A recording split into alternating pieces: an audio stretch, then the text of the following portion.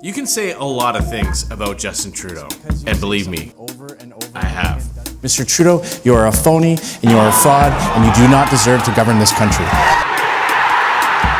But you wouldn't really say he's very good with words, would you? The fact is, we work sorry, let me just try to reorder the thoughts. And look, it's clear he's never going to be mentioned in the same breath as Winston Churchill, JFK, John Diefenbaker. We choose to go to the moon. We shall fight in the field. We shall never surrender. Water bottles out of when we have water bottles out of a plastic. But in some ways, he's actually incredibly brilliant with words and language.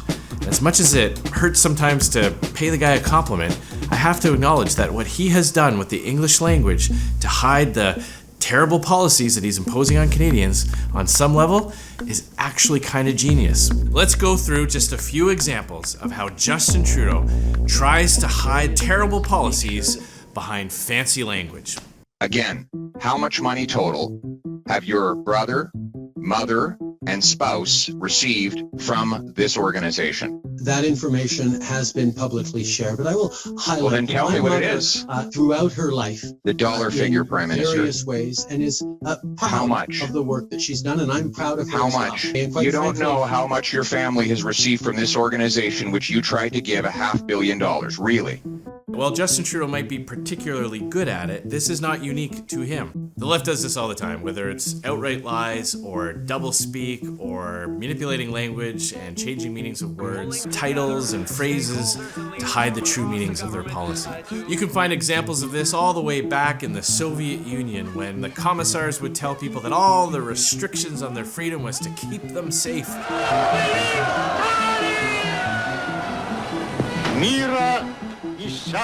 Or like in North Korea, where literally people are told that every good thing in their life comes from the great leader.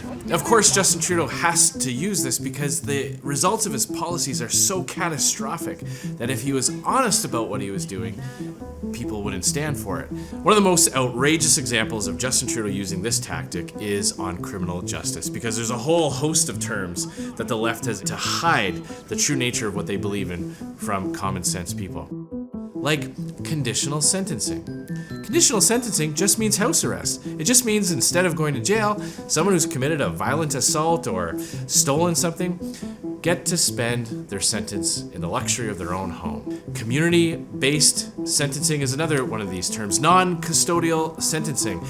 The principle of least restraint. That's the one that actually directs correctional officials to move dangerous criminals into lower security prisons. It's also the reason why one killer in British Columbia was able to just simply walk away from the facility that he was in because he wasn't in a maximum security prison. A man accused of killing a Vancouver Island man in his home after walking away from a minimum security prison could soon learn his fate.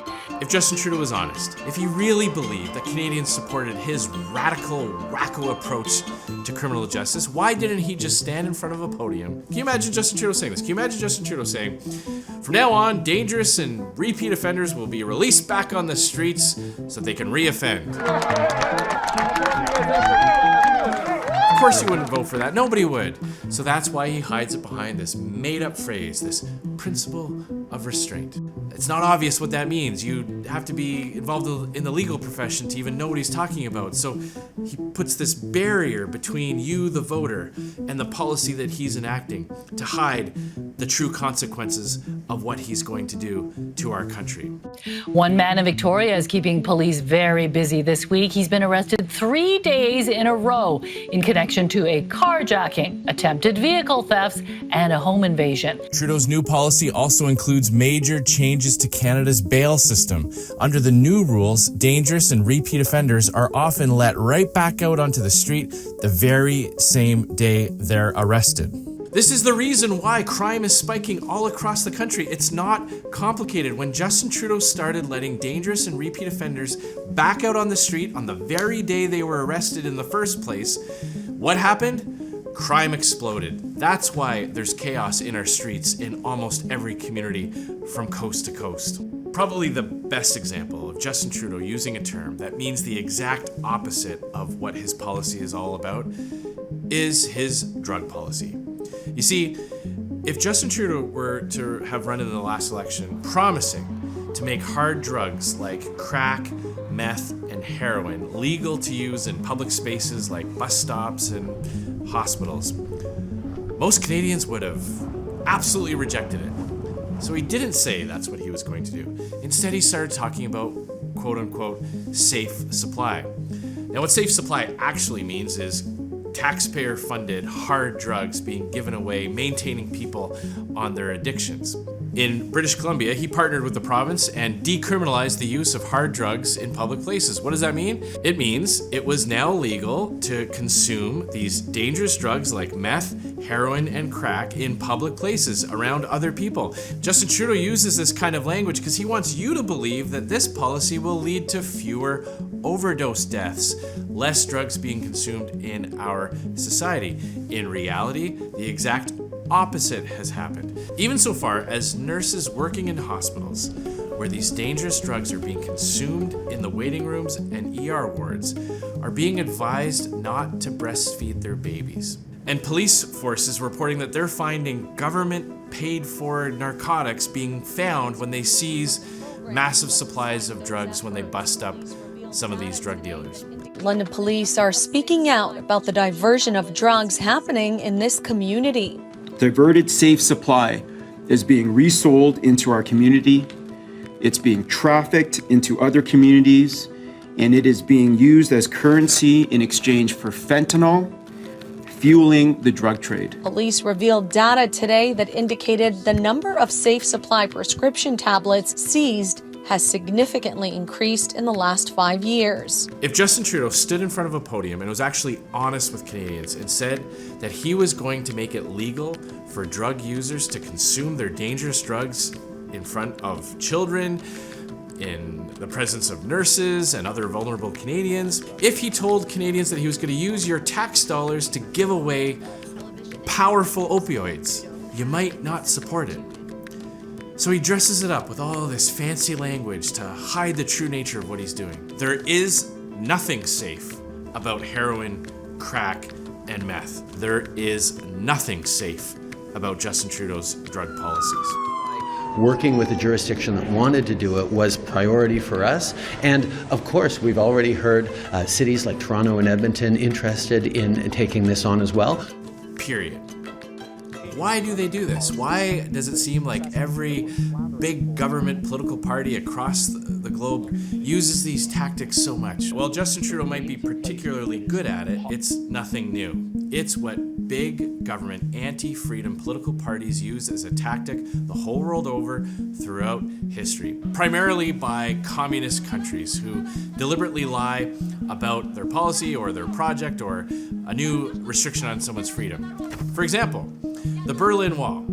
We all know it as the wall that prevented people suffering under communism from escaping into the wonderful society of free market capitalism and democracy in West Berlin. But that's not what the communists called it. They told the people of East Berlin that this was a wall that would protect them. This was called the anti-fascist wall. It was sold to the people of East Berlin as a way to prevent an enemy from coming inside the walls. The term they applied for it was the exact opposite of what it actually was.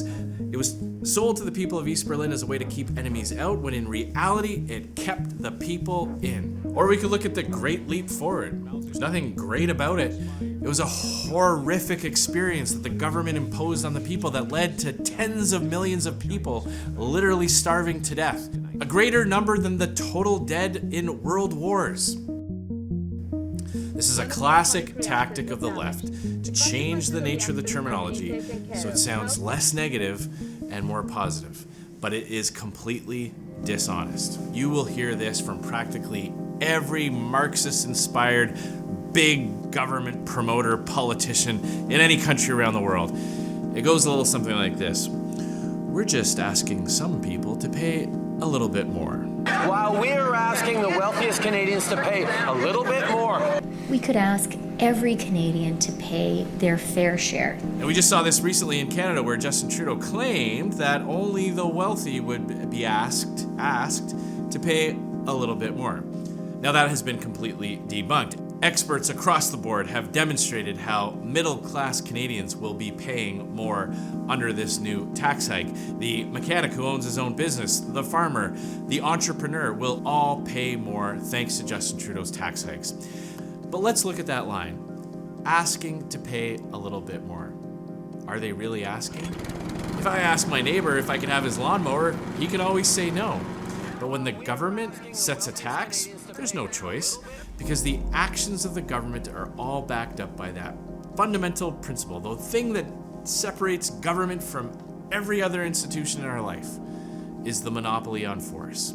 That means that at the end of the day, whether it's a parking ticket, a tax hike, or a rule or regulation, at some point, if you don't comply, the government will send somebody with a gun and force you to do it or put you in jail for refusing. So nobody's asking anybody. But again, there's this flowery, warm language, like we're just asking some people to pay a little bit more. This sounds so reasonable, right? Like you could imagine yourself at a family gathering and you say, we're just asking some people to chip in a little bit more for supper, or you're involved in a volunteer organization and we're asking some people to stay a little bit late to help clean up. That's not what's happening. Justin Trudeau is asking no one. He's telling you, he's forcing so many Canadians who have worked so hard to build a business, to hire some people in their community, or to put money away into savings, to fork over more of it so that he can spend it. So all of this, all these fancy terms and double speak and invented language, it all is done for a very specific reason: to confuse the people, to distract and to hide the true nature of their policies so that the people don't outright reject it. And that's why we have to stay ever vigilant with Trudeau, because he's so good at it. It's one of the few things he's actually good at. When politicians ask for your vote, they're offering you a deal. You vote for them, and in exchange, you get the policies that they have promised. And that's why we use common sense terms, easy to understand language, like axing the tax. We are going to get rid of the carbon tax. We're going to stop the crime. We're going to take dangerous criminals who have shown that they will reoffend and keep them away from innocent Canadians for longer periods of time. And we're going to build the homes. We're going to incentivize local communities to unlock the power of the free market and take away the barriers, and fire the gatekeepers so that builders can build.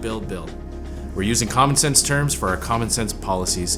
It's time for a common sense government.